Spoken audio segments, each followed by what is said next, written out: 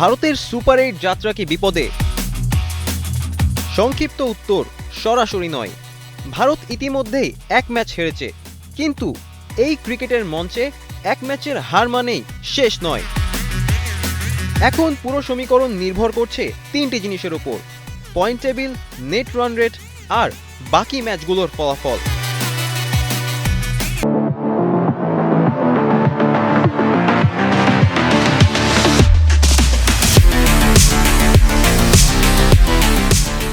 তবে যদি পরপর 2 ম্যাচ হেরে যায় তারা, তাহলে বিদায় নিশ্চিত, এটা বলছে সংখ্যা।